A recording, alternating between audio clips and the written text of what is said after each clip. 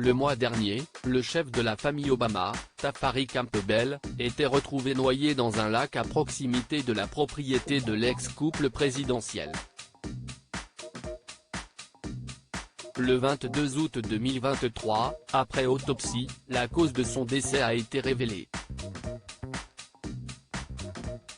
Après 2 mandats à la Maison-Blanche, Barack Obama avait laissé sa place au controversé Donald Trump en 2017. Depuis, lui et son épouse Michelle Obama sont restés sur le devant de la scène, en s'exprimant lors de conférences ou en publiant des livres à succès. Lundi 24 juillet, c'est pour une bien triste nouvelle qu'ils se sont exprimés. En effet, les médias américains ont annoncé la mort soudaine de Tafari Campbell, ancien sous-chef à la Maison-Blanche. Lorsque le couple a déménagé, il lui a proposé de devenir le chef cuisinier personnel de la famille.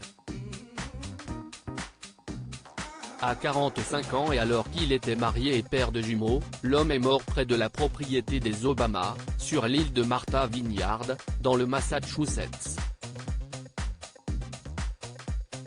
Les secours ont reçu un appel après qu'un homme qui pratiquait le paddle a semblé lutter brièvement pour rester à la surface, puis a été submergé et n'a pas refait surface, selon les informations de People. Les résultats de l'autopsie dévoilés après le drame, une autopsie a été pratiquée.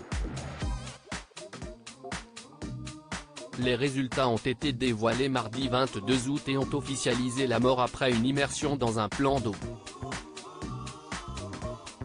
Quant aux circonstances du décès, elles ont été déterminées comme étant un accident, selon le bureau du médecin légiste en chef du Massachusetts. Marqués par ce décès, Barack et Michelle Obama avaient publié un communiqué pour rendre hommage à Tafari Campbell.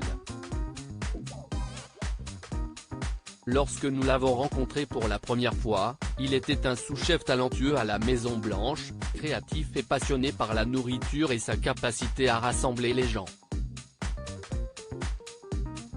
Dans les années qui ont suivi, nous avons appris à connaître la personne chaleureuse, amusante et extraordinairement gentille qu'il était et qui a rendu nos vies un peu plus lumineuses, avait-il déclaré.